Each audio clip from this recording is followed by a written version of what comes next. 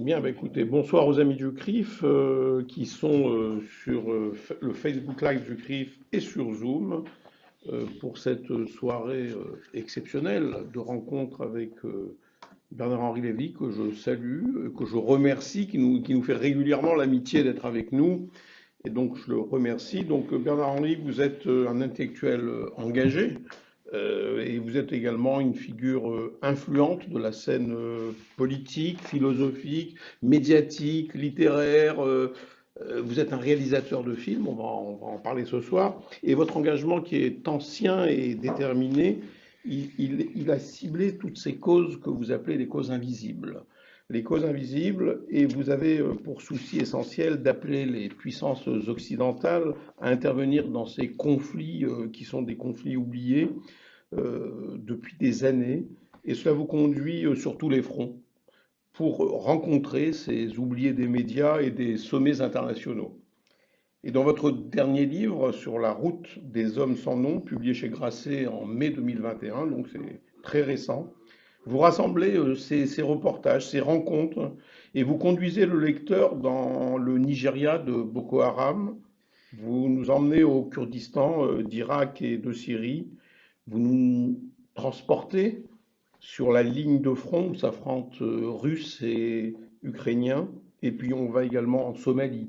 La Somalie qui est aujourd'hui livrée aux bandes islamistes et au Bangladesh, jusqu'à l'Afghanistan qui est en train de retomber sous la coupe des talibans, la Libye, et on sait combien la Libye vous préoccupe, et puis aussi en Europe, dans les camps de la misère de Lesbos, où je pense qu'on va en parler ce soir. Et c'est en grande partie ces oubliés du monde que l'on retrouvera d'abord sur Canal+, le 22 juin, puis dans les salles de cinéma à la rentrée, pour le film que vous avez réalisé, Une autre idée du monde, et c'est un film que vous leur avez consacré. Et puis, nous sommes au CRIF, donc nous parlerons ce soir aussi de votre engagement fort dans la défense d'Israël et des Juifs. Et pour vous interroger ce soir, nous avons autour de la table un autre ami qui est Frédéric Aziza. Frédéric Aziza qui est journaliste, qui est chef du service politique à Radio J et qui est l'animateur politique de la station, et c'est lui qui a créé, qui anime le fameux forum Radio J. Voilà. Et nos internautes auront bien évidemment à la fin, donc on aura bien évidemment cette partie de cette rencontre qui sera réservée aux questions des internautes qui m'arriveront directement sur mon mobile et que je vous transmettrai directement. Mon cher Frédéric, la parole est à vous. Alors peut-être une première question, Bernard-Henri Lévy. Pourquoi 50 ans après euh, votre, euh, votre, votre, comment dire, engagement au Bangladesh, pourquoi vous avez trouvé nécessaire, jugé utile d'écrire ce livre, de produire ce film qui quelque part sont des biographies de vous-même, des autobiographies, on va dire. Autobiographie, c'est pas encore tout à fait une autobiographie, non. Mais ce film, enfin, j'espère que ceux qui nous écoutent seront nombreux à le voir. C'est un peu mon journal de l'année 2020. C'est mon journal de l'année 2020. Je suis probablement l'un des Français qui a vécu le confinement de la manière la plus étrange. C'est-à-dire, j'ai passé le confinement à obéir aux règles républicaines, naturellement, à Paris, à préserver mes proches, mais à voyager. Voilà. Et à voyager dans les lieux les plus hospitaliers du monde. Et à voyager dans les lieux dont le consensus général voulait qu'on ne s'occupe plus. Hein. Il y avait un confinement des corps et il y avait aussi un confinement des esprits, des cerveaux, qui me semblait être contraire à l'éthique juive, au génie français et tout simplement à l'humanisme. Donc, j'ai consacré cette année 2020 pour un grand journal qui est Paris Match à faire les 8 reportages les plus difficiles que l'on pouvait concevoir. Voilà. les lieux les plus inaccessibles et parfois les plus périlleux. Alors, ce qui est vrai, par contre, C'est que vous vous racontez comme quelque part.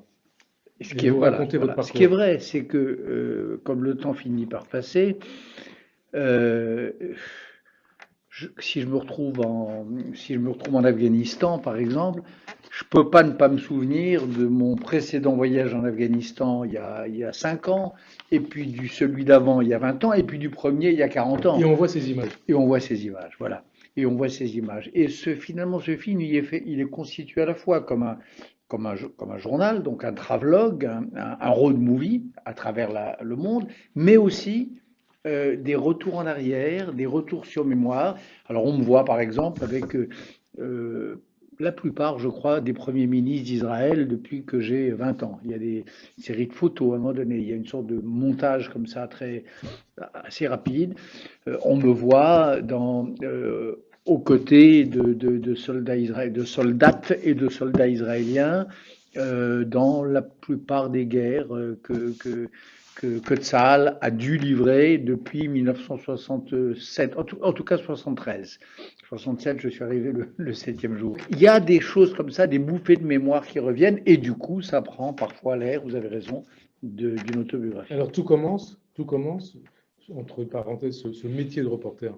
Ce- En dehors d'écrivain, d'être écrivain, philosophe, cinéaste, chroniqueur, vous êtes aussi reporter depuis 1971 avec votre départ pour le Bangladesh. Alors, depuis 50 ans, qu'est-ce qui fait que vous avez toujours ce besoin constant d'aller voir ce qui se passait dans le monde? Je suis fabriqué ainsi. Je pense que j'ai le sens de la fraternité, j'ai le sens de la justice. Il y a des situations dans le monde qui me sont proprement intolérables. Lorsque j'ai 20 ans et que je vois 23 ans, 24 ans, que je vois les images des massacres, des éventrements de femmes au Bangladesh, ça me rend littéralement malade. Et alors, il se trouve que je vois à la télévision un vieil écrivain que j'admire qui s'appelle André Malraux et qui lance un appel à la constitution d'une brigade internationale pour ce Bangladesh martyr. Donc, l'occasion fait le larron. Je lui réponds, je vais le voir, je m'engage et j'y vais. Donc, c'est un mécanisme assez simple et c'est une espèce de réflexe. Lorsque je me revois 20 ans plus tard, en 1992, je suis à Séville, à l'exposition universelle. Je branche ma télévision, je vois les images des bombardements sur Sarajevo, avril 92. Je deviens fou. Je me dis, mais c'est pas possible. Je vois cette ville qui ressemble à une ville française, qui ressemble à une ville israélienne, qui ressemble à une ville que j'aime, donc Sarajevo, et que je vois sous les obus, je vois des enfants appelés. Je me dis, c'est pas la peine d'être un écrivain, c'est pas la peine d'avoir une voix, c'est pas la peine d'avoir une petite autorité si je ne fais pas servir ça à faire stopper cette histoire. Donc qu'est-ce que je fais?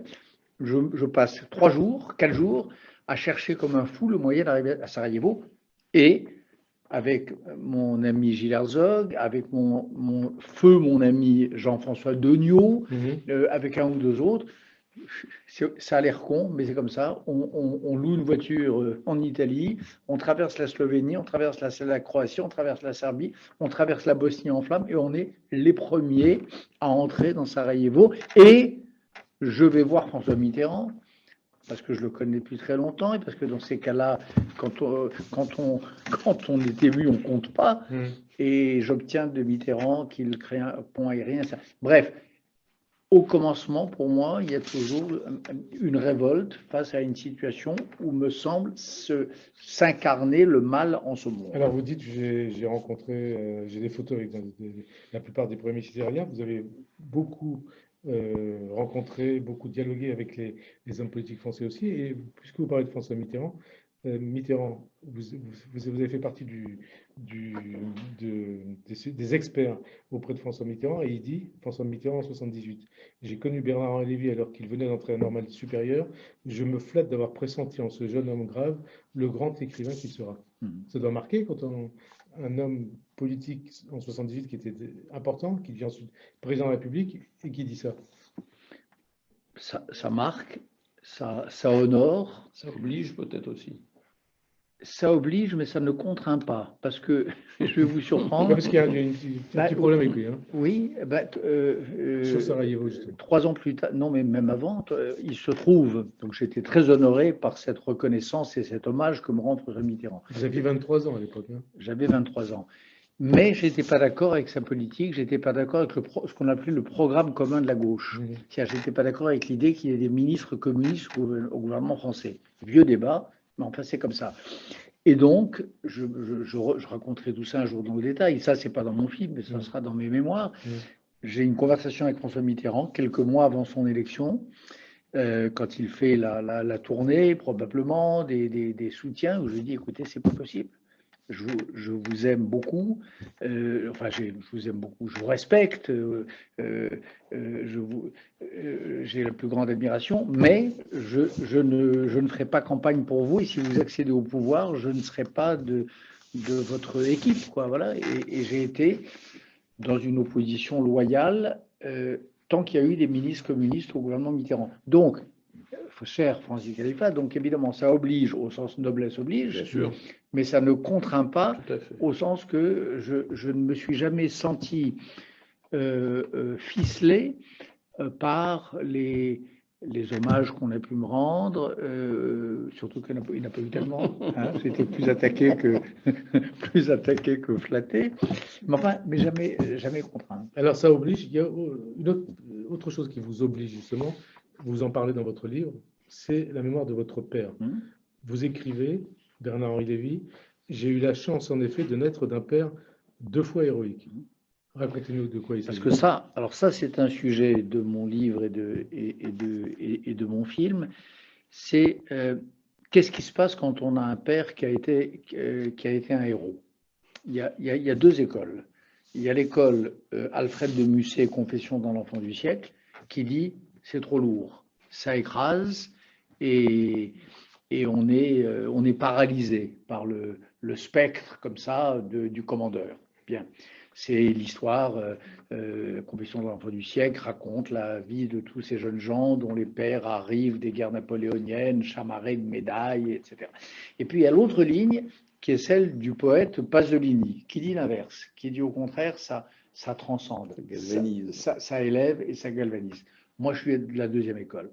Moi j'ai un père en effet Oui, parce qu'il faut préciser qui a été un héros de la France libre, cité au feu, décoré à Monte Cassino parmi le petit groupe des Français d'adoption. Il y avait des Polonais, il y avait des Tabors marocains et il y avait ce qu'on appelait des Juifs indigènes, c'est-à-dire des Français d'Algérie qui avaient été déchus de leur nationalité française et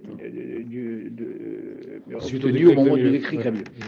Mais ce sont ces Français-là, ce sont ces Français magnifiques qui ont ouvert la voie aux armées alliées pour la reconquête de l'Europe. Et mon père était à l'avant-garde de ça. Et avant ça, il était dans les brigades internationales et il s'est battu en Espagne.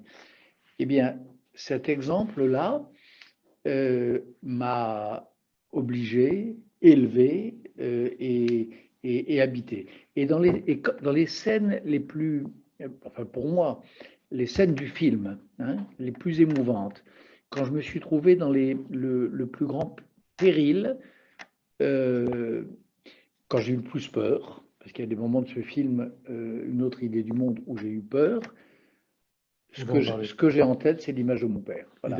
Il y a une image à la fin du film, par exemple, où je descends en rappel une montée. Je suis avec un groupe de combattants peshmerga, de combattants kurdes, qui vont reprendre une grotte à Daesh. Une de ces grottes, comme les tunnels du Hamas, hein, d'où partent des grottes, d'où partent des tunnels semblables à ceux du Hamas. Et qui ressort d'ailleurs un drapeau de Daesh. Et mes compagnons de ce jour-là, peshmerga, vont sortir un drapeau Daesh. Et je descends avec eux. Ça a l'air de rien dit comme ça, mais quand vous avez eu... C'était de l'alpinisme, pratiquement. Vous le savez, oui, c'est difficile. Et il y a un moment, en effet, de vertige, pas vertige physique, mais vertige moral. Et ce qui me fait tenir la corde, au sens propre, ce qui fait que je ne lâche pas la corde, c'est la mémoire de mon père. Et c'est ce que je viens de vous rappeler tout à l'heure, et je ne voudrais pas comparer l'incomparable, hein, et blasphémer, mais mon père, à l'assaut du pic le plus élevé de Monte Cassino, je peux le dire, c'est ça qui m'a fugitivement traversé l'esprit quand j'étais avec mes camarades peshmerga suspendus à cette corde en rappel au-dessus du vide. C'est important, il faut dire le nom de votre père. André Lévy. André Lévy. Sans votre père, André Lévy, est-ce que vous seriez le Bernard-Henri Lévy d'aujourd'hui, d'hier Mais sans mon père et sans ma mère. Et sans votre mère, vous en parlez aussi de votre Et sans mère. ma mère, dont je parle un petit peu. Mais non, qui était bien charmante, bien extrêmement jolie, extrêmement cultivée. Je faisais partie de ces personnes qui pensent que la vraie vie est aussi dans les livres et que le vrai humanisme augmenté, il est augmenté par la littérature et par les héroïnes et les héros de romans.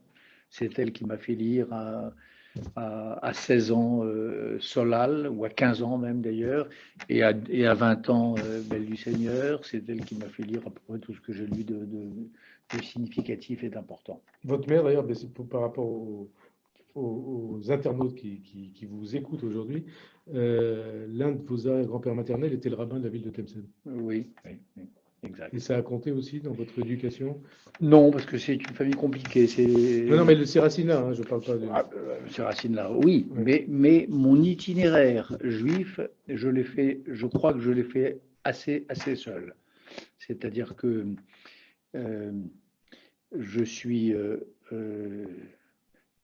mes deux parents étaient évidemment très, très conscients et très fiers de leur judaïsme, mais enfin, ils sortaient de la Seconde Guerre mondiale, comme beaucoup de juifs français et européens, avec l'idée quand même qu'il y avait de la malédiction dans tout ça. Et l'idée qu'il y ait de l'exultation dans tout ça, de la joie et de la gloire, ça, je l'ai retrouvé par mes propres moyens. Quand j'ai écrit un livre qui s'appelait Le Testament de Dieu en 1979, et beaucoup plus tard, il y a quelques années, l'esprit du judaïsme. Voilà. Donc ça, c'est le résultat de rencontres. Ça, c'est le résultat de lecture aussi. De rencontres avec quelques personnages, quelques maîtres d'exception, et puis la lecture, la réflexion, et si j'ose dire, l'étude. Hein. Et l'esprit du judaïsme est un livre qui porte la marque de ce travail intense et de très longue haleine. Mais par exemple, vous citiez tout à l'heure cet adorable texte de François Mitterrand. Il y a un texte sur moi dont je suis encore plus fier, peut-être, qui a été écrit quelques années plus tard, et qui est un texte d'Emmanuel Lévinas. Emmanuel Lévinas a été, je crois, a été un des premiers intellectuels français à me saluer. Il y a eu Roland Barthes, il y a eu Philippe Solers, et il y a eu Emmanuel Lévinas. Et ce texte, il l'avait écrit à propos du Testament de Dieu. Il est repris dans un de ses livres qui s'appelle Nom propre, le texte de Lévinas. Et ça, pour moi, c'est un kavod. Alors, un kavod, alors justement, un autre terme hébraïque. Vous parlez du tikkun olam, tikkun olam du monde dans votre livre. Oui, dans mon film, bien sûr, oui. Mais ça, aujourd'hui, vous êtes en plein, puisque vous êtes dans la réparation de ce monde qui est... Voilà.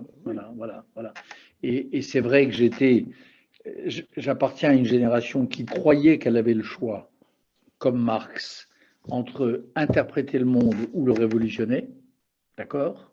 Interpréter, c'est-à-dire le conserver, c'est-à-dire se contenter de raconter ce qui se passe, et quand ce qui se passe, c'est des carnages, on tient la comptabilité des carnages, ou bien le révolutionner, c'est-à-dire le réécrire sur une page blanche.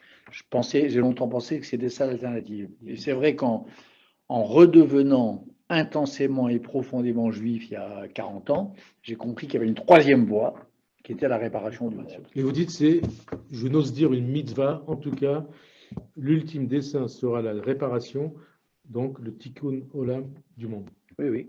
Hein, et votre parcours, c'est ça pour vous? Mon parcours, c'est ça. Alors, je m'occupe aussi, j'aime aussi la littérature, j'aime aussi la vie, j'aime aussi le plaisir, j'aime aussi les joies simples de l'existence. mais un des piliers je crois, de mon existence, une des choses qui me fait me lever le matin et qui me fait dormir la nuit sans trop de cauchemars, c'est l'idée qu'en effet, je peux contribuer un peu à ce que le monde ne se décrée pas. Et alors, c'est pour ça que vous allez donc voyager dans le monde. Donc, on a cité le Bangladesh tout à l'heure, la Bosnie-Sarajevo, l'Afghanistan, le Cambodge, le Nigeria, le Rwanda, le Darfour, la Somalie, la Libye, le Kurdistan, l'Ukraine ou encore le Soudan. Donc, des guerres asymétriques. Donc, Olivier Royan de Paris Match, il faut lui rendre hommage, hein. Olivier Royan, il a disparu depuis, il n'est plus là. Mais en tout cas, c'est lui qui vous a demandé d'aller couvrir pour Paris Match, comme vous l'avez indiqué tout à l'heure, et d'en ramener des images. C'est quoi ce mécanisme qui pousse quelqu'un, qui vous a poussé à aller auprès des plus affligés depuis 50 ans?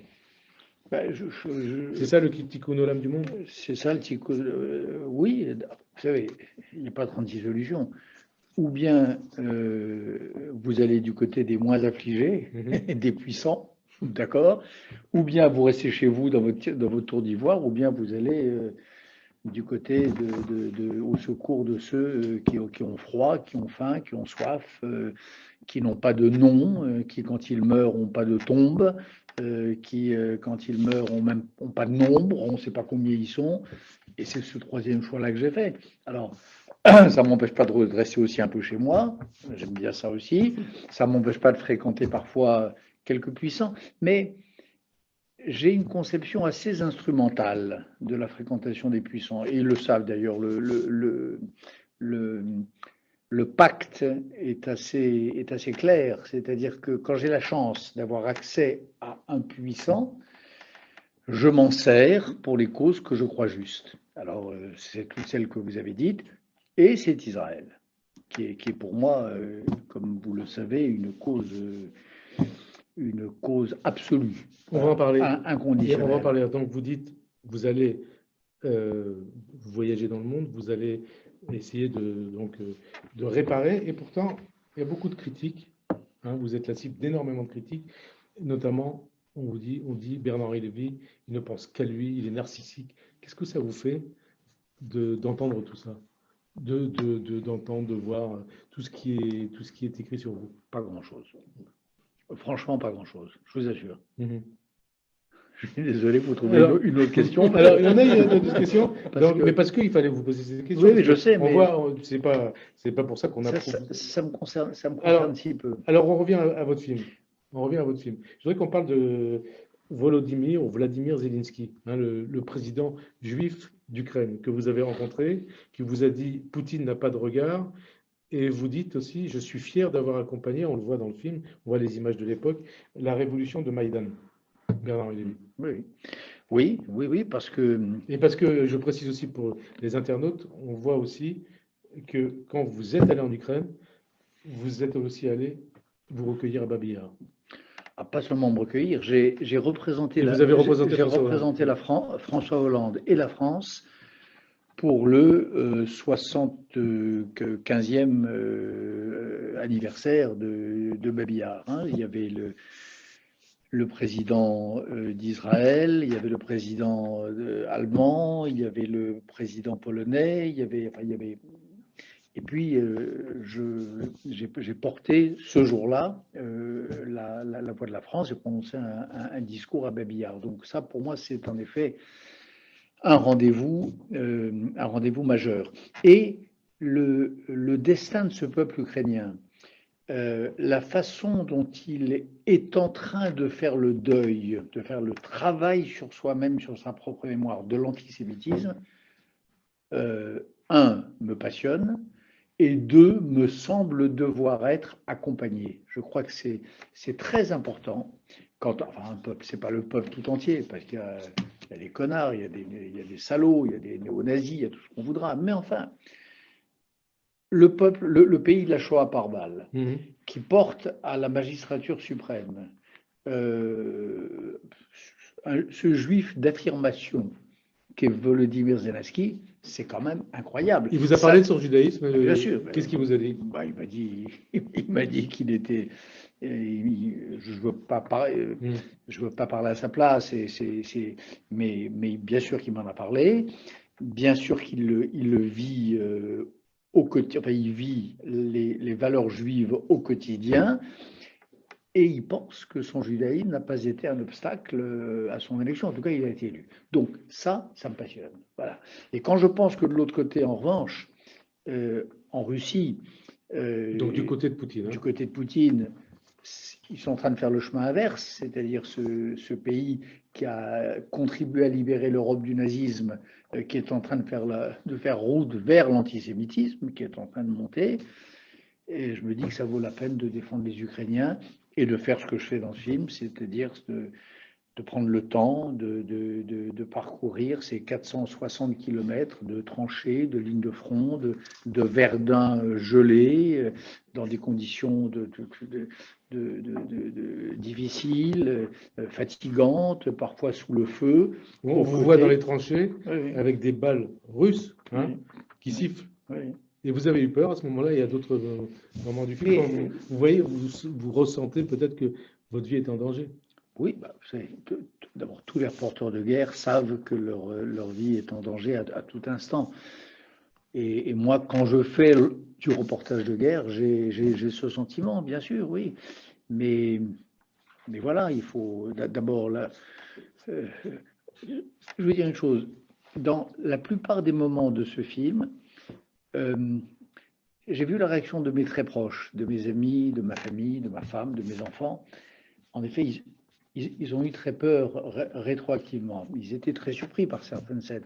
Mais je crois qu'ils ont eu plus... Mais vous leur avez dit avant que vous alliez... Attendez, ils ont eu plus peur que moi. Ouais. Parce que quand on est dans l'action, On n'a pas le temps d'avoir peur. on n'a pas le temps d'avoir peur. On n'y pense pas. On a peur avant, on a peur après, on a peut-être moins peur pendant, oui. Et quand on a peur, est-ce qu'on se dit, il faut que j'arrête? Il faut Quand plus que j'aille sur ces terrains Quand on a peur, de guerre. on se dit qu'est-ce que je suis venu faire dans cette galère. Ouais. Quand on a peur, on se dit ça. Ouais. Quand j'ai des fous de Boko Haram au Nigeria qui se précipitent sur nous, la scène est dans le film en disant est-ce que vous avec leur machette, partez d'ici, on va vous. Bien sûr qu'on dit, oh là, qu'est-ce que je fais là? Je pourrais être à Saint-Paul-de-Vence, je pourrais être à Paris. On vous voit d'ailleurs à Saint-Paul-de-Vence. Hein. Voilà. Vous êtes retourné à Saint-Paul-de-Vence. Et on voit ces images de l'attentat, puisque c'est un attentat contre vous. En Libye. En Libye. Ouais. Et là, vous avez dû avoir peur. Parce que là, votre vie était... On a voulu vous tuer, peut-être vous enlever, peut-être vous faire subir le sort dont vous parlez dans le film, qu'on a fait subir à Daniel Perle. En tout cas, c'était un moment... C'est un moment difficile. C'est vrai que c'est un moment déjà assez rare. Hein. Et ça a été filmé en plus. Hein. Et ça a été filmé, bien sûr. Ça a été filmé par Marc Roussel, par Olivier Jacquin et par moi-même. Moi, je filmais avec mon téléphone portable. La voiture qui essaie de nous bloquer, celle qui nous tire dessus, c'est-à-dire...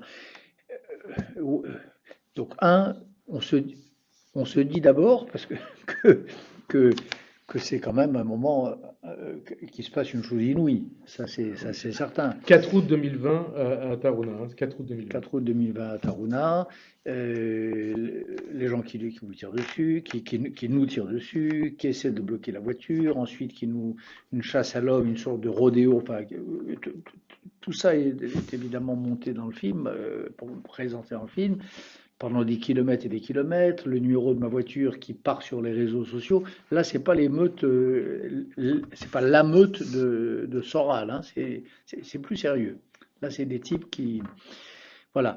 Donc, oui, il y a un moment de vertige là tout de même. Il y a un moment, mais honnêtement, moi, je serais bien resté davantage. C'est les gens adorables et très efficaces qui s'occupaient de enfin les gens, il y avait deux, de ma sécurité, qui m'ont dit il n'est pas question de... Voilà, il faut rentrer. Et d'ailleurs... Et c'est le président Macron qui m'a téléphoné quelques heures plus tard, très très vite après, et la même chose. Et d'ailleurs, ce qui n'a rien à voir avec le film, mais ce qui n'est pas dans le film, mais quand même, vous vivez sous protection policière. On arrive à vivre comme ça, 24 heures sur 24, 7 jours sur 7, sous protection policière. Et qu'est-ce qu'on se dit quand on a cette nécessité d'être protégé? Parlons du film, Ouais. Frédéric Azida. En fait, c'était une question comme ça. Le film, donc vous montrez, en tout cas, c'est un fait, Bernard-Henri Lévy. Vous montrez, par exemple, ces images de ces femmes torturées, massacrées, violées, et aussi, donc, comme vous l'avez dit tout à l'heure, celle des tortionnaires du Nigeria qui veulent nettoyer le continent africain des chrétiens. Et vous dites, c'est un État gangréné par l'islamisme. L'islamisme, c'est une nouvelle barbarie, mais à visage inhumain. Oui, enfin, vous savez, là-dessus, je répète la même chose depuis 1994. Mhm, En 1994, j'ai publié un livre qui s'appelait La pureté dangereuse et où j'étais, je pense, l'un des tout premiers à parler d'islamo-fascisme. mhm, D'islamo-fascisme, c'est-à-dire, c'était un livre de philosophie, La pureté dangereuse, et je disais qu'il y avait un noyau conceptuel, un noyau commun, qui avait donné trois variants, hein, le nazisme, le stalinisme et l'islamisme radical aujourd'hui. Voilà. Alors, les trois ne sont pas comparables. Le nazisme surpasse tout le reste, évidemment, en horreur et en abomination. Mais enfin, l'islamisme, c'est un variant de ça. Après Donc, le nazisme, après le communisme, hein. oui, donc j'ai pas changé d'avis. Et donc, cet islamisme radical, je le, je lui, je m'y oppose d'abord, bien entendu, en France, depuis bien longtemps, et aux côtés du CRIF et de toutes les femmes et les hommes de bonne volonté en France qui se mobilisent à nos côtés. Mais je, je le cherche, je, je le dénonce en Irak, en Syrie, au Nigeria, quand ces victimes sont juives et quand elles sont chrétiennes, ou quand elles sont musulmanes, les victimes en question, parce que les Kurdes, qui sont parmi les pires ennemis de ces islamistes radicaux, ce sont eux-mêmes des musulmans. Alors justement, les Kurdes, on voit. Est-ce que, est-ce que vous renvoyez face à face l'islamo-gauchisme et l'islamo-fascisme? Pour moi, l'islamo-fascisme, ça veut dire que l'islamisme radical est un fascisme. Voilà. Après, les fascismes, ils ont toujours eu une aile droite et une aile gauche, hein, et le nazisme lui-même, quand on regarde sa naissance, dans les prodromes du parti nazi dans les années 20, il y avait des révolutionnaires conservateurs et il y avait ce qu'on appelait des nationaux bolcheviques. Déjà, les frères Strasser, c'était l'aile nationale bolchevique du nazisme naissant. Et dans leur panthéon personnel, il y avait les théoriciens racistes, il y avait les antisémites enragés, et puis il y avait un peu les Lénine ou des léninistes. Bon, c'est comme ça le fascisme. Aujourd'hui, c'est pareil. Il y a une aile gauchiste du fascisme. Et ce qu'on appelle, et ce que Jean-Michel Blanquer ou Madame ou la ministre de l'Éducation, de l'enseignement supérieur, ont dénoncé à juste titre dans les universités sous le nom d'islamo-gauchisme, ça fait partie de ça, oui. Ça fait partie de cette nébuleuse fascisante qui s'organise autour de l'islamo. Alors, on revient au film. Et par rapport à Daesh, au combat, à la guerre contre Daesh, là, vous montrez une nouvelle fois ces femmes kurdes, ces combattantes kurdes. Oui, parce qu'elles sont. Et d'ailleurs, quand vous dites devant ces femmes kurdes, on voit ces images, on vous entend dans le film, je veux surtout passer du temps avec celles qui sont en première ligne, des femmes pour qui le féminisme se livre, les armes à la main. Oui, c'est une bataille qu'elles livrent, les armes à la main. Oui, ce sont des grandes féministes, ce sont des grandes défenseuses de la cause des femmes, et en effet, au péril de leur vie. Ça, c'est des femmes kurdes de Syrie, mais aussi d'ailleurs d'Irak. Et c'est vrai que j'ai passé du temps parce que je voulais comprendre cette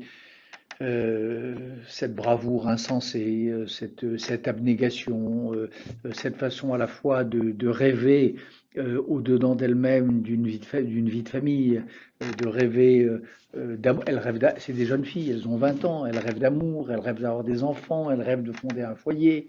Mais pour Mais elles l'heure, sont prêtes à mais sacrifier pour leur l'heure, vie. Ouais. mais pour l'heure, elles veillent sur leur mort. Mm. Et elles défendent leur patrie, et elles tiennent la ligne de front, et elles s'opposent à la fois à l'éventuel retour de Daesh et aux escadrons de la mort d'Erdogan. D'Erdogan, hein, d'Erdogan. Et c'est vrai que ces femmes, je leur consacre un long moment de ce film, parce que d'abord c'est comme ça, je me suis trouvé, encore une fois, c'est mon journal de cette année-là, donc, mais c'est pas comme ça tout à fait par hasard. C'est vrai que j'ai pour elles une grande révérence. Une grande révérence. Et puis, et vous allez voir les choses, vous allez voir les gens, vous allez voir vous avez rencontré les enfants de Daesh en territoire kurde, et vous leur dites deux choses. Vous allez être les parents de vos parents, et ce jour-là, vous allez devenir des hommes libres. Et à ces mêmes enfants, des adolescents, vous leur dites, et donc on vous voit aussi dans le film, je m'appelle Bernard-Henri Lévy, je suis juif, mais pour moi, juifs, musulmans, chrétiens, nous sommes des frères. Bah oui. Oui. Et alors, quand vous voyez ces enfants de Daesh, c'est pas la chose la plus originale que j'ai dite de mais quand ma même, vie, mais dans cette c'est important de prison, voir mais dans cette les prison regards. d'enfants, voilà. Ouais. Mais est-ce que c'est audible pour eux? Voilà. C'est ça qui est très important. C'est que je crois il était important de leur dire, et je crois pouvoir affirmer que c'est pour la plupart d'entre eux, c'est En audible. tout cas, ça a l'air d'être audible quand Et j'ai on voit le rencontré regard. des gamins là, parce que j'ai passé là encore, là, je crois que c'est la première fois dans ce film qu'on filme ces enfants de Daesh. Hein, en gros, c'est des gamins que leurs parents ont embarqués dans cette espèce de folie meurtrière qu'est l'engagement Daesh. Tantôt le père, tantôt la mère, tantôt les deux. Et qui parle français. Ils Hein. les ont embarqués. C'est des Français. Ils ont des passeports français. Ils sont Je français. précise pour les Ils viennent de spectateurs. Toulouse, ils viennent de Lyon, ils viennent de la banlieue parisienne, etc. Leur père est mort entre guillemets au combat. Moi, j'appelle pas ça le combat. Le terrorisme, c'est pas le combat. Mais enfin, leur père est mort. Leur mère souvent est morte. Quand elle n'est pas morte, les parents sont dans des camps, des prisons tenues par les forces kurdes. Et les gamins sont là, ballottés par la guerre, avec des souvenirs atroces évidemment dans la tête. Et c'est vrai, je leur dis à un moment donné, vos parents vous ont mis des idées terribles dans la tête, des mauvaises idées dans la tête. Eh bien, un jour, c'est vous qui mettrez, ceux de vos parents qui ne sont pas morts, ceux qui qui auront purgé leur peine, ce sera à vous d'être les instituteurs de vos parents. Et un enfant qui remet son père ou sa mère dans le droit chemin, eh ben, ça peut être une aventure magnifique. Et j'ai senti que certains de ces garçons-là, qui étaient en face de moi, étaient prêts à tenter cette aventure. C'est vrai que c'est ce qu'on ressent quand on voit ces images. Alors, au passage, et vous parlez d'Israël tout à l'heure, on va en parler. Vous rappelez, dans votre livre, je ne sais plus si vous le dites aussi dans le film, que vous avez été l'un de ces sympathisants gauchistes, en 68, plus nombreux que l'on l'a dit, qui ne sombrèrent jamais dans la maladie infantile de la haine d'Israël. Oui, ben j'ai été en effet. Ah, parce que les gauchistes de 68, enfin, il y avait beaucoup de juifs aussi, mais Oui, l'anti-israélisme primaire, ça voilà, existait. voilà. Mais y compris chez les juifs de ces organisations d'extrême gauche de ma génération, il y avait un rapport, donc moins qu'on puisse dire, et qu'il était compliqué La haine de soi, à quelque part. Israël. Oui, il y avait de la haine de soi, il y avait un universalisme mal compris, il y avait surtout un judaïsme mal entendu, c'est-à-dire il y avait l'idée absurde, idiote, ignorante que le judaïsme était un particularisme, alors que le judaïsme, aujourd'hui on commence à le savoir, est un universalisme, mais il a fallu du temps à ma génération pour approfondir cela. Mais ce qui est vrai, c'est que par rapport à d'autres, pour ce qui me concerne, je n'ai jamais, par exemple, j'ai toujours aimé Israël. Mon premier voyage en Israël, c'est en 67, au lendemain de la guerre des 6 jours. J'ai donc 18 ans, 19 ans, et je suis ébloui par Israël. Je suis émerveillé par la terre d'Israël, par la pierre de Jérusalem, par Ben Gurion. Je raconte dans l'Esprit du judaïsme ma première rencontre avec lui, par ce pays que je ne connais pas et où tout parle à mon âme en secret, pour parler. Voilà, donc je n'ai jamais trempé, même, c'est un fait, hein, même le bout d'un petit doigt dans l'antisionisme de gauche. euh, que j'ai toujours considéré comme une infamie. Vous dites d'ailleurs aujourd'hui, l'antisionisme, vous l'avez dit sur Radio J il y a 8 jours, l'antisionisme, c'est le seul antisémitisme possible. Oui, c'est-à-dire que l'hégélien que je suis se dit que s'il y a dans cette folie et dans cette déraison absolue qu'est l'antisémitisme, s'il y a une part de raison, c'est-à-dire une réflexion, quelle est la meilleure manière d'attirer des masses, de se faire entendre si on déteste les juifs? Est-ce qu'il faut dire que ils ont un gène de trop? Ça ne marchera pas. Est-ce qu'il faut dire qu'ils ont un nez de travers? Ça fait plus recette. Est-ce qu'il faut dire qu'ils ils mangent tout cru, le sang des L'antisémite d'aujourd'hui se dit le bon truc, ce qui va faire recette, ce qui va rallier des foules de gens, c'est l'assimilation des Juifs à Israël, l'assimilation d'Israël à un État fasciste et l'assimilation des Palestiniens à un nouveau peuple, une sorte de nouveau peuple damné prenant le relais du peuple juif. Ou un peuple, entre guillemets, génocidé. Voilà. Donc c'est vrai que c'est ça que je veux dire, mais ça je le dis depuis 40 ans. Oui, mais bon, Vous savez, c'est dans votre film. c'est dans mon film, voilà. Mais mon film, je crois, semble qu'une des choses qu'il dit, c'est la relative cohérence de mon parcours. Bien sûr. Attendez, en 1981, Mhm. je publie un livre qui s'appelle Questions de principe 1, parce que depuis j'en ai fait 14 ou 15 autres, des questions de principe. Et dans ce livre-là, 1981, je dis, la question n'est pas de savoir si les antisionistes sont antisémites, ça c'est évident. La question est de savoir si on peut être sérieusement antisémite aujourd'hui sans être antisioniste. Mhm. Et la réponse est non. La réponse est 1981. Et alors, Il y a quoi? Il y a 40 ans. 40 ans. Voilà. 40 ans, les 40 ans du 10 mai, c'est donc il y a 40 ans. Alors, vous rappelez aussi dans votre film, et vous citez Malraux. Qu'est-ce qu'il disait Malraux? Les gens que j'aime le plus sont ceux qui font la guerre sans l'aimer. C'est ça, Israël? Oui, bien sûr, c'est une des beautés de Tzahal, parce que je connais bien, enfin, moins bien que Claude Lanzmann, mais je connais bien Tzahal. J'ai interviewé beaucoup de soldats israéliens, j'ai couvert certaines guerres d'Israël, j'ai couvert la première guerre à Gaza, j'ai couvert la guerre du Liban de juillet 2006 pour le Monde, j'ai accompagné une unité d'élite Golani de l'autre côté. Et on voit les images. On voit quelques-unes de ces images. Donc je connais un peu l'armée israélienne. Et ça, il y a deux choses qui sont incontestables.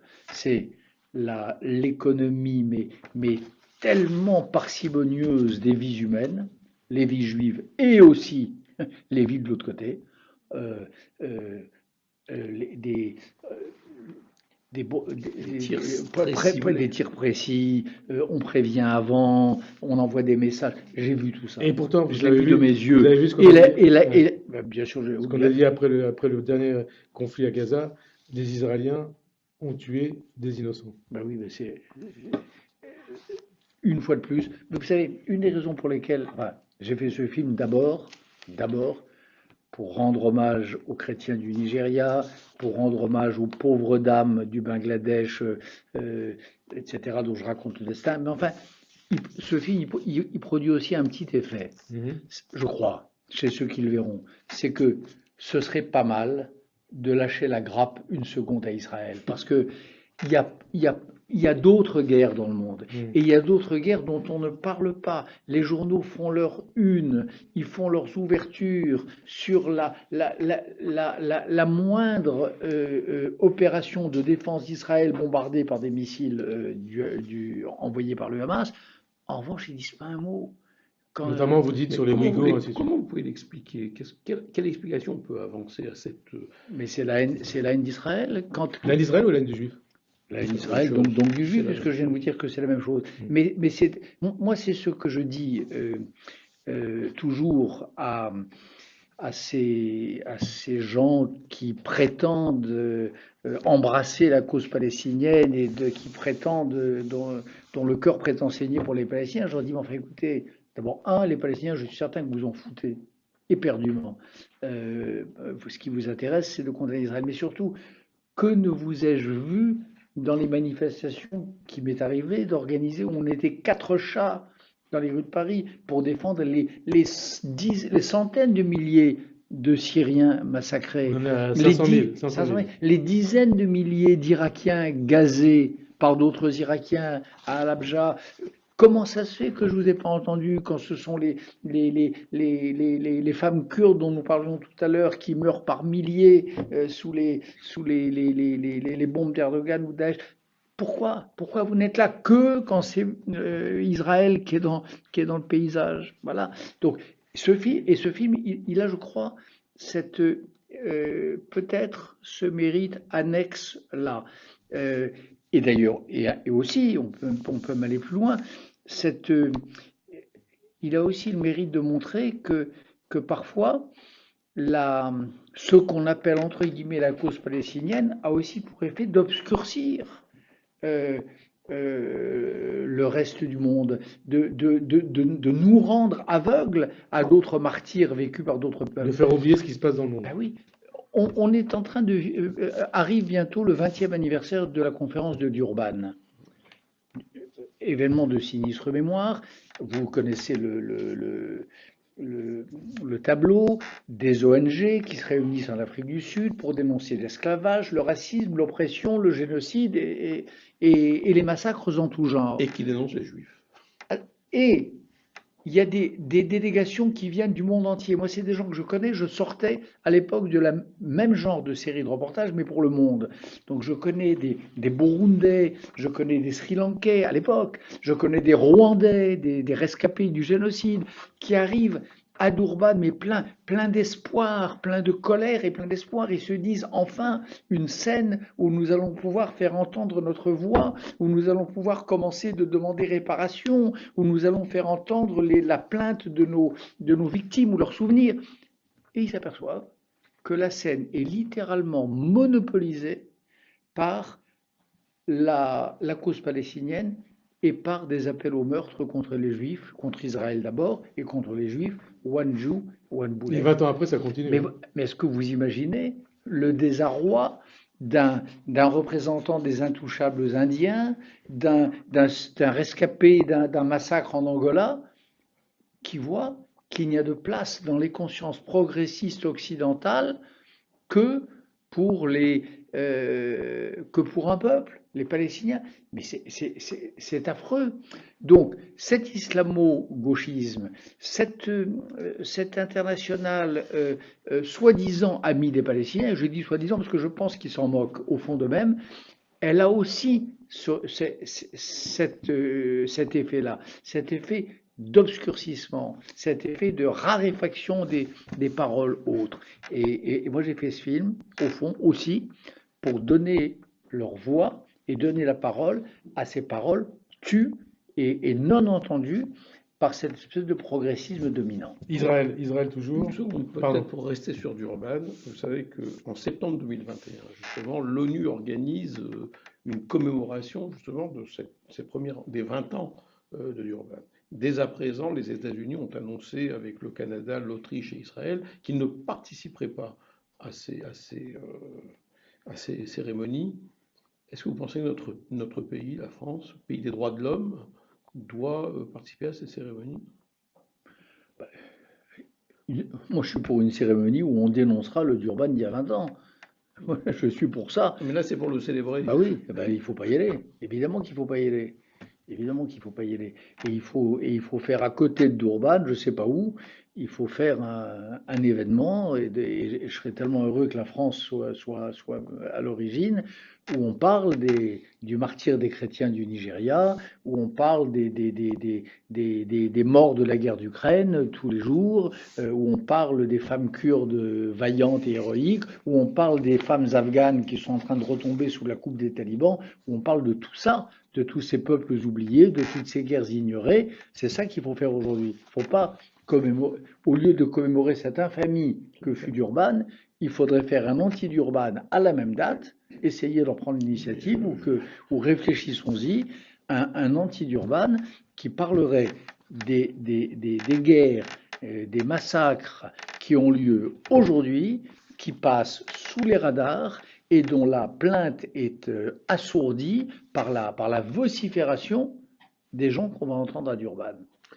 Israël alors, parce que c'est aussi dans l'actualité de ce soir Israël. Qu'est-ce que vous inspire cette perspective, cette possibilité de changement de gouvernement et de Premier ministre en Israël?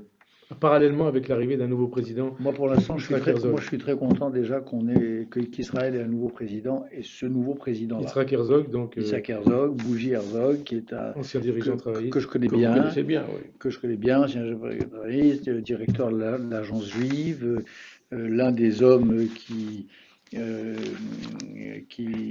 en Israël, qui non seulement croit que le sionisme n'a pas dit son dernier mot, mais qui est prêt à lui donner un nouveau souffle. Et il dit Ça, c'est qu'Israël une bonne reste un nouvelle. État juif.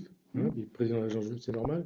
Et il dit, je suis pour la solution à deux États. Oui, oui, mais il a raison. Et Désigné par 87 des 120 députés de la Knesset. c'est vrai que c'est difficile. Je vois pas très bien comment Israël pourrait rester l'État des Juifs, comme disait Théodore Herzl, s'il était demain dominé démographiquement par une majorité palestinienne. Donc il faut bien un deuxième État. Alors, on revient au film, si vous voulez bien, Bernard-Henri Lévy. Surtout aux dernières images du film, on voit avec le fils du commandant Massoud, qui a repris le flambeau et on voit les images de vous avec son père, juste avant son assassinat en 2001, 9 septembre 2001. Et donc, le fils du commandant Massoud a repris le flambeau de son père assassiné. Et on vous entend dire au fils Massoud, quand vous luttez pour votre liberté, vous luttez pour notre liberté. Je dis ça au père, c'est une image de Ouais, 98. excusez-moi, ça. oui, excusez-moi, ça c'est J'ai- le 9 septembre 2001. Je me suis Voilà, mal dit. voilà. 9 septembre 2001, vous dites ça au père. Ça, je Donc, le dis quelques jours avant. un peu avant sa Ah, mort, bah, ça va. Oui, au oui, père. excusez-moi. On est dans 9 septembre 2001, tout à fait. on est dans je suis avec lui en Afghanistan et je l'invite, je l'exhorte et je l'invite, parce que comme j'ai tous les culots, je l'invite aussi à venir en France et à venir délivrer son message au président Chirac et à défaut du président Chirac, au ministre des Affaires étrangères de l'époque. Et c'est à peu près ce qui s'est passé d'ailleurs, puisqu'il est venu assez vite. Et voilà, et je lui dis ça. Et je lui dis, il est important que vous veniez en France parce que vous avez des informations importantes à donner aux Français. Massoud est venu à Paris pour annoncer que qu'il y avait quelque chose qui s'appelait Al-Qaïda et qui était en train de préparer des actions abominables. Et puis il est important que vous veniez parce que votre combat est le nôtre, c'est le même. Nous battons contre le même ennemi. Aujourd'hui, ils sont en train d'assiéger la plaine de Chamali, mais demain ils seront à New York ou à Paris. Voilà, donc il faut venir à Paris. Et donc, ce film, ce livre, les deux, hein, c'est quelque part aussi un exercice de transmission Bernard-Henri Lévy. Voilà. Et il y a d'ailleurs une scène dans le film qui est peut-être la scène, je sais pas, si j'étais critique du film, je dirais que c'est probablement la scène centrale, même si elle n'en a pas l'air. C'est une scène très, très sage et assez banale, ça se passe à Paris. Je suis dans une école parisienne, face à des jeunes gens à qui je montre les premiers rushs du film. Je suis à mi-chemin de mon itinéraire, à mi-chemin de ces reportages de matchs, à mi-chemin de mes tournages, et je leur montre des rushs, des bouts d'images. Et là, il y a peut-être en effet un exercice de transmission, oui. Surtout qu'il y a une des enfants dont je suis assez proche. Très très proche. Oui. Assez proche. Voilà. Qui s'appelle Suzanne, si je ne me trompe pas. Voilà. Peut-être qu'on va passer aux questions des internautes. Oui, alors on va passer. Il y a beaucoup de questions. Donc je les prends un petit peu dans l'ordre où elles nous sont arrivées. On vous interroge sur les flux migratoires. Je vous pose la question telle qu'elle m'a été envoyée. Les flux migratoires font monter les mouvements extrêmes en Europe. En tant qu'humaniste, comment rassurez-vous les inquiétudes des citoyens? Je crois qu'il faut que les citoyens réapprennent une règle qui est à la base de l'idée même de citoyenneté, qui est la règle de l'hospitalité. l'hospitalité. Voilà, être hospitalier. Alors ça veut pas dire que les gens qui a un droit d'installation universel partout et pour tout le monde, mais ça veut dire qu'il y a des lieux qui sont structurés selon des valeurs, qui ont des usages, qui ont une culture, et qui, à condition que ceux qui demandent l'hospitalité soient prêts à respecter ces usages et cette culture, et à respecter, c'est-à-dire à les admirer vraiment, ont le devoir de les recevoir. Parce que l'hospitalité, justement, dont vous parlez, c'est quelque chose qui est rejeté par le Front National, par le Oui, Rassemblement oui, National. oui. Et alors, justement, qu'est-ce que vous pensez, puisque c'est un peu l'actualité, qu'est-ce que vous pensez du débat autour du Front républicain? Bah, pour moi, il n'y a pas de débat. Ouais, mais Pour moi, il n'y a pas de débat. Pour moi, il y a vraiment les partis républicains. Enfin, il y a le Front, il y a il y a le Rassemblement national euh, et les autres. Voilà.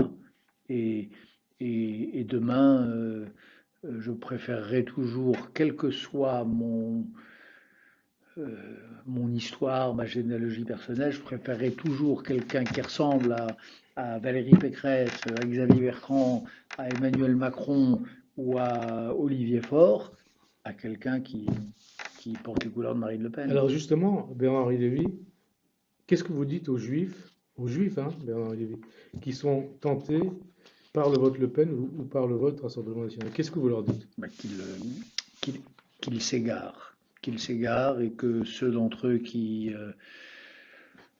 ceux d'entre eux qui portent la kippa, bah, je leur dis que ils la porteraient plus, puisque Marine Le Pen l'a dit, hein, puisqu'elle met la kippa sur le même plan que, que, que le voile, que le hijab, que le voile islamique, ceux qui ont le souci de manger cachère, je leur dis ils auront aussi des problèmes. Ceux d'entre eux qui ont le, le souci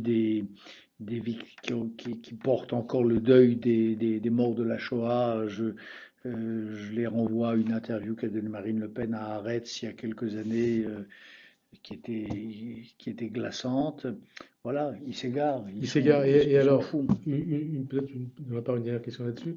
Qu'est-ce que vous dites à Éric Zemmour, hein, qui est quelque part l'avocat de Marie Le Pen et de ses amis, et même de Marion Maréchal Le Pen, ou même Gilles-William Gonadel, qui fait un peu qui est un peu le communicant de Marine Le Pen. Qu'est-ce que vous leur dites à ces deux personnes? Goldenel, il est avocat pour Non, l'instant mais je ne parle pas, je de parle Sarah d'avocat. Halimi, Non, non, je parle d'avocat au second degré. de la famille de Sarah Ouais. Halimi. Mais Moi, je, c'est comme ça que je le vois. Je le vois comme l'avocat de la famille de Sarah hmm. Halimi. Éric Zemmour. Éric Éric Zemmour, Zemmour qui dit Pétain a sauvé les Juifs. bah oui, mais il l'a Les Juifs dit, français, il l'a hein. dit devant Devant moi. vous, hein. Il l'a dit devant Et il y a eu un moi. procès depuis. Il l'a dit devant moi. Ouais. Je lui ai volé dans les plumes. Je lui ai dit que c'était, là encore, qu'il s'égarait et que c'était honteux. Voilà, je ne vais pas le redire ici, je préfère le lui dire en face. Je le lui redirai. D'ailleurs, je risque de le redire assez vite. Et de toute façon, il y a d'autres questions des Alors, internautes. une autre question qui fait presque penser à un sujet de philo. Alors, aujourd'hui, la haine monte partout en France et en Europe. Pensez-vous que le progrès tue l'espérance? Bah, je pense qu'il y a je pense que le progrès, en effet, n'est pas toujours progressiste. Je pense que je pense que le progrès peut être une idée réactionnaire. Je pense que le progrès peut avoir des effets terrifiants. Par exemple, cette haine dont parle votre interlocuteur, c'est celle qu'on voit déferler sur les réseaux sociaux, c'est celle qu'on voit se déferler sur Twitter, celle dont je suis personnellement, je ne suis pas le seul, vous aussi, Bien et sûr. vous aussi d'ailleurs, victime tous les jours. Bah, c'est le progrès. Hein. S'il n'y avait pas des géniaux ingénieurs en Californie qui avaient fabriqué ces machines, tous ces illettrés, ces imbéciles et ces fachos n'auraient pas le droit à la parole, et ce serait mieux. Hein. Donc il y a un progrès technique qui a provoqué quelque chose qui n'est pas un progrès, qui est que tous les imbéciles aient la parole. Donc vous avez raison, bien sûr que le progrès peut tuer la sagesse, la rationalité, et pas tuer l'espérance. L'espérance, elle est indestructible, heureusement, en tout cas pour moi. Allez, une autre question. Alors, cet internaute d'abord qui vous remercie pour votre livre et votre travail et qui vous demande, qui a une question au sujet du droit d'ingérence. N'est-il pas le droit du plus fort et n'est-il pas à géométrie variable? Comment faire en sorte de trouver le bon équilibre à son application? Il est à géométrie variable, c'est incontestable. C'est vrai que personne ne va aller affronter la Chine pour sauver les Ouïghours. C'est malheureux, c'est immoral, mais c'est vrai. Personne n'a volé au secours des victimes de Poutine ici ou là. C'est vrai aussi. Donc il est à géométrie variable. Ça, c'est incontestable, parce qu'il est obligé de composer avec la réelle politique. Voilà. Alors, est-ce que, parce qu'il est à géométrie variable, il doit être passé aux oubliettes et aux pertes et profits de l'histoire? Est-ce que parce qu'on ne peut pas défendre la démocratie partout, il faut la défendre nulle part? Non. Quand on peut, il faut le faire. Voilà. Et il faut prendre ce qu'on peut. Alors, j'avais une question d'un autre internaute qui vous demande quels sont les résultats que vous attendez de vos actions et comment saurez-vous que vous avez contribué à la réparation du monde? Ça dépend, il y a pas les actions en général, ça dépend des cas.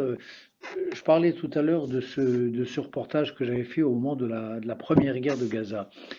J'avais fait un grand reportage, je ne sais plus si c'était pour Le Monde ou pour le Journal du Dimanche. Mais je me rappelle très bien, j'étais entré dans Gaza avec, enfin j'avais accompagné une unité combattante israélienne dans Gaza et j'avais apporté mon témoignage. J'avais dit bon que en effet c'était une guerre, qu'une guerre c'est jamais joli, mais enfin que c'était une guerre de défense, que les soldats israéliens faisaient très très attention, que c'était pas à Dresde, qu'on tapait un immeuble parce que il y avait des lance-missiles qui s'y étaient installés, qu'on tapait pas l'immeuble voisin, et ainsi de suite. Bien, j'ai publié ce reportage. Je crois que c'est dans le journal du dimanche. Il me semble qu'il a eu un peu d'effet parce que il a été repris, il a été commenté, il y a eu des émissions de télévision. Je me rappelle à LCI, je me souviens d'un programme de Thierry Guerrier qui s'est appuyé. Voilà. Là, je mesure les faits. Voilà, je me dis, moi, je suis allé y voir, je suis allé rétablir un peu de la vérité. J'ai démontré pièce en main que cette propagande anti-israélienne qui déferlait sur les médias était de la propagande, était de la désinformation. Ben, j'ai pas complètement fait ça pour rien parce que j'ai vu ici ou là il y avait de l'écho, qu'il y avait des reprises, qu'il y avait de l'écoute, voilà, et donc ça faisait un peu d'effet. Une question sur la Pologne.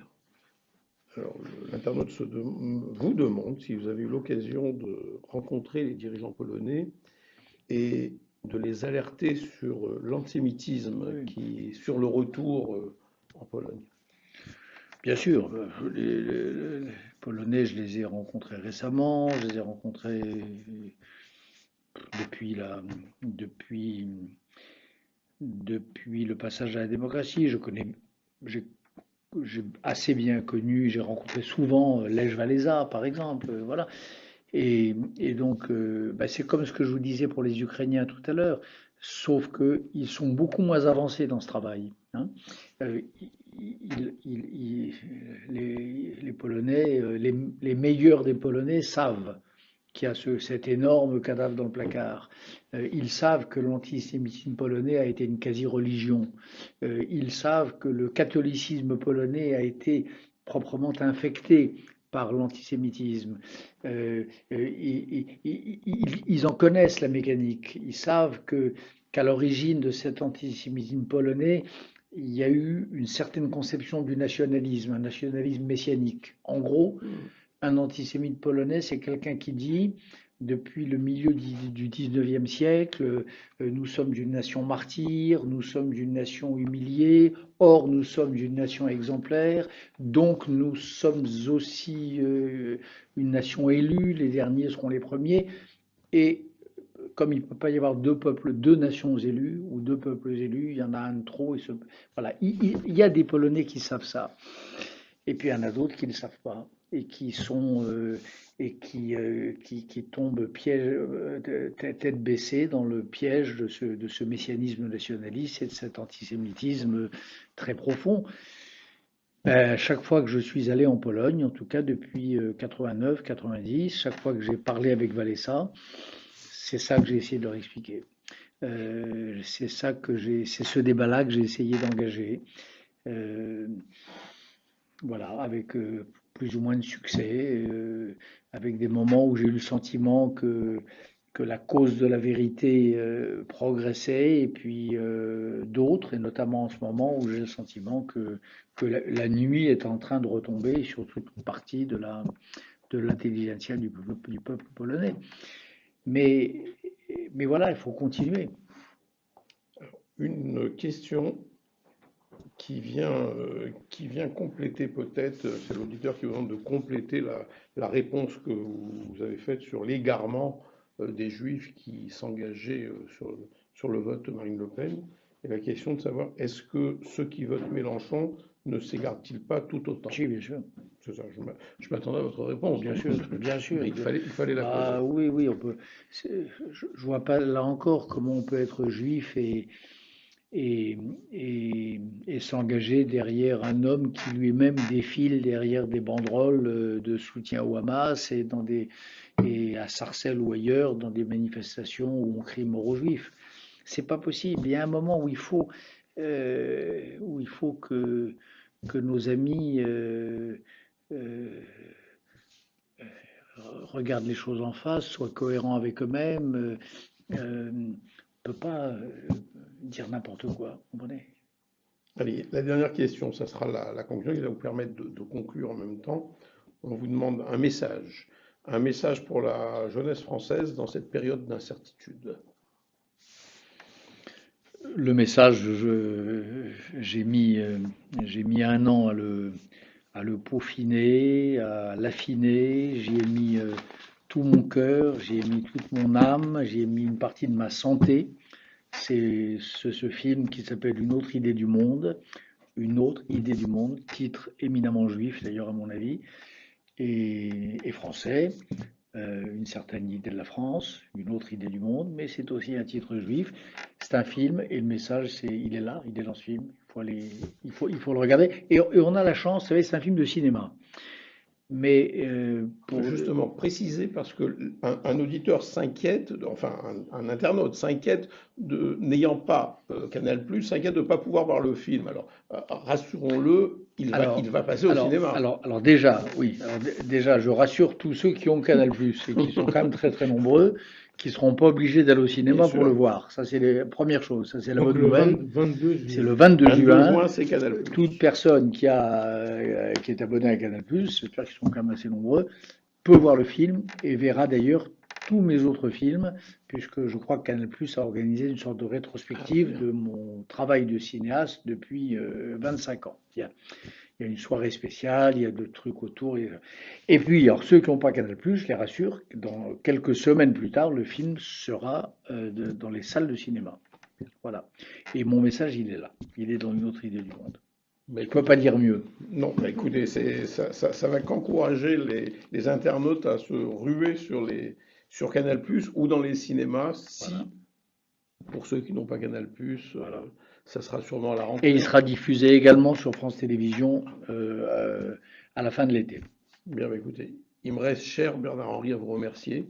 Vous remercier de la franchise avec laquelle vous avez répondu à toutes les questions qui vous étaient posées, de nous avoir donné, et je suis sûr que vous avez donné envie à de nombreux auditeurs et internautes de voir ce film, de s'imprégner de ce message que vous lancez à travers ce film.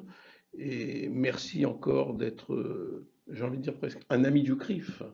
Parce que vous nous faites souvent l'amitié, dites-le. Je le dis, vous nous faites souvent l'amitié d'être avec nous. Merci encore et je suis sûr qu'on vous retrouvera rapidement. Peut-être un mot. Bernard-Henri a tout dit. Et merci à Frédéric Aziza. Merci bien sûr à Frédéric. Qui a mené cette soirée de main de maître. Voilà. Merci, cher. Merci et bonsoir à tous. Et donc on donne rendez-vous le 28 juin, je crois. 28 juin, où ça sera un ami du CRIF particulier, puisque nous serons avec le lendemain des élections régionales et nous serons avec le président du Sénat.